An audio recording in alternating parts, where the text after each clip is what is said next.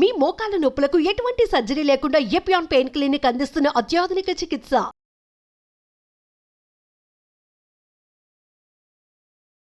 Welcome to Suman TV. నేను మీ నవీన్. ప్రస్తుతం మనతో ప్రముఖ గ్యాస్ట్రో ఎంట్రాలజిస్ట్ డాక్టర్ పులి చంద్రశేఖర్ గారు ఉన్నారు. హాయ్ సార్, నమస్తే అండి. నమస్తే అండి సార్, మంచి స్ట్రాబెర్రీస్ ఉన్నాయి. Yeah. సో టైప్ 2 డయాబెటీస్ వాళ్ళకైతే చాలా యూజ్ఫుల్ అని చెప్పేసి నేను విన్నాను. ఓకే. కానీ మీతో మాట్లాడినప్పుడు నవీన్, ఇది అందరూ తినకూడదు, అదే విధంగా కొన్ని రకాల ఫ్రూట్స్ తినకూడదు. స్ట్రాబెర్రీ నువ్వు ఎట్లాంటివి కొంటావు అన్నది అడిగారు. ఓకే. మంచిగా కలర్ఫుల్ గా ఉన్నాయి, తీసుకుంటాను సార్ అని చెప్పారు. ఓకే. అదే మీరు చేసే తప్పు అన్నారు. సో ఎట్లాంటివి తినాలి సార్? సో మంచి పాయింట్. ఒకటి, డోంట్ మిస్టేక్, ఫ్రూట్స్ అన్ని మంచివే, కానీ మనం యాడ్ చేస్తుందే ప్రాబ్లమాటిక్. సో నేను ఫ్రూట్స్ తినొద్దని ఎవరికి చెప్పట్లేదు. ఫ్రూట్స్ తినండి. ఫ్రూట్స్లో క్వాలిటీ ఉన్న ఫ్రూట్స్ ఎలా చేయాలి, ఎందుకు. సో నవీన్ అడిగిన క్వశ్చన్ ఏంటంటే, ఈ డయాబెటీస్ మనకి చాలా కామన్. ఇప్పుడు 15 to 25% మనకి టైప్ 2 డయాబెటీస్ ఉన్నది. సో ఈ పేషెంట్స్ చాలామంది అడుగుతూ ఉంటారు, సార్ నేను ఫ్రూట్స్, నా షుగర్ తినకూడదు, కొబ్బరి నీళ్ళు తాగకూడదు. సో అలాగే అన్ని ఫ్రూట్స్ని దాంట్లోనే వేస్తారన్నమాట. అలా కాదు, ద గ్లైసిమిక్ ఇండెక్స్ అని ఒకటి ఉంటుంది.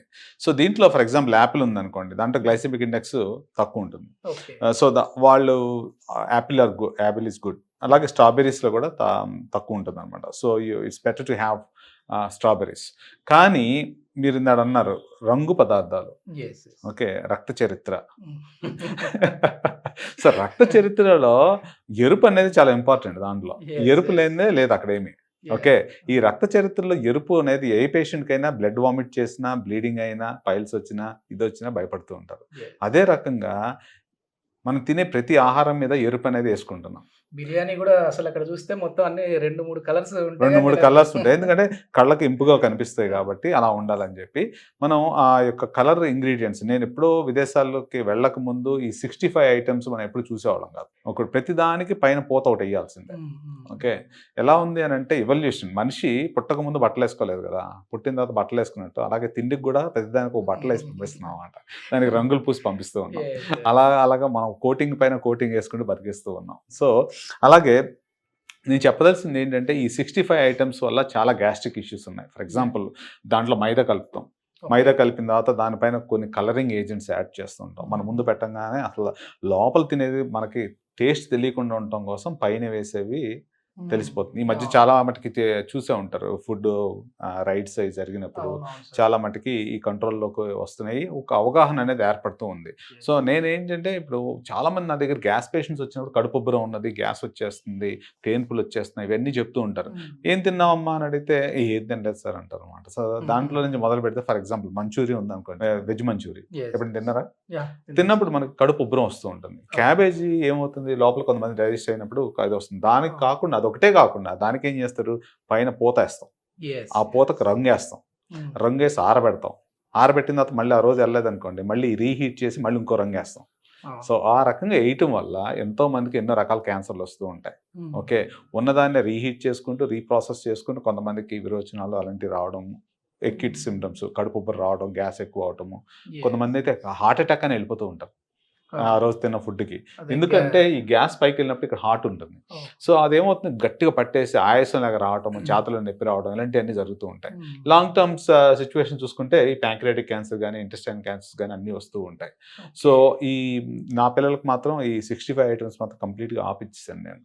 పోతున్నది ఏమి తినకూడదు. ఎందుకు అని అంటే, లోపల ఉన్నది ఏమో చూసుకొని మంచిగా ఉంటే తినడం బెటర్ అని నా ఉద్దేశం. ఓకే.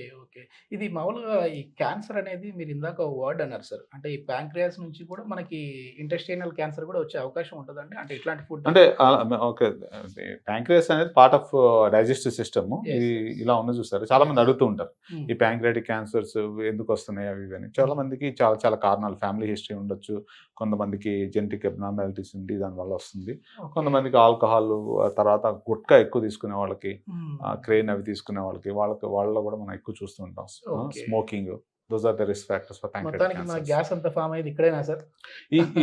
ఈ గ్యాస్ అనేది చాలా మంది చెప్తుంది, ఆ గ్యాస్ అనే పదం చాలా వేగ్ టర్మ్ నేను చెప్తుంది. ఎందువల్ల అంటే, సో పొట్ట ఉబ్బరం వచ్చినప్పుడల్లా గ్యాస్ అనుకుంటుంటాం. మనం తీసుకున్న ఆహారం సంచిలో దాక్కోవడం ఇది. Yes, yes. అక్కడి నుంచి కిందకు వచ్చేసరికి డైజెషన్ స్టార్ట్ అవుతుంది. ఇక్కడ Hmm. నుంచి గాల్ బ్లాడర్ లోంచి వచ్చి ప్యాంక్రియాస్ నుంచి వచ్చి అక్కడి నుంచి డైజెషన్ స్టార్ట్ అవుతుంది. Okay. కొంతమందికి పూర్తిగా డైజెషన్ అక్కడ అవ్వనప్పుడు ఏమవుతుంది అని అంటే Ah. ఈ గ్యాస్ చిన్న పేగులు కూడా వచ్చి కడుపు ఉబ్బరం వస్తుంది అనమాట. Okay, okay. సో మరి మీరు చెప్తున్న ఆల్ కలరింగ్ ఏజెంట్స్ అన్ని కడుపు ఉబ్బరానికి కారణం Ah. అది నాన్ అబ్జర్వబుల్ అనమాట. ఆ రంగులన్నీ ఎక్కడికి వెళ్తాయి? Yes, yes, yes. హోలీకి వేసుకునే రంగులు ఎక్కడికి వెళ్తాయి సార్? Mhm. ఫైనల్ గా ఏదో ఒక రివర్లో కలవాల్సిందే కదా. Ah. అలాగే వచ్చి ఇక్కడికి వచ్చి మనకు కలుస్తాయి. అవన్నీ అవుతుండే డైజెషన్ లోపలికి వెళ్ళదు అనమాట. Mm. అదే ఆ రంగులు ఇక్కడికి వచ్చిన తర్వాత ఎటు వెళ్ళాలో తెలియక అక్కడ ఉన్న బ్యాక్టీరియా కూడా దాన్ని ఏం చేయాలో తెలియక ఒక కొత్త రకమైన కెమికల్స్ అన్ని ఫామ్ చేసి గ్యాస్ ఫామ్ చేస్తాయి. Okay. సో ఆ రకం కడుపు ఉబ్బరం అని చెప్తూ ఉంటారు ఈ కలరింగ్ ఏజెంట్స్ వల్ల. Mm. మరి దీని సొల్యూషన్ ఏంటి సార్? సొల్యూషన్ నేను చెప్పాను కదండి, లోపల ఏముందో చూసుకుని తినమని చెప్పాను. ఓకే. ముందు తొడిమి తీసేసి మనం మిరపకాయ బజ్జీ ఉంటుంది చూసారా, పైన వలుసుకుని లోపల బజ్జీ తిన్నట్టు Yes, yes, yes. అలాగే. Okay, thank you sir. Thank you much.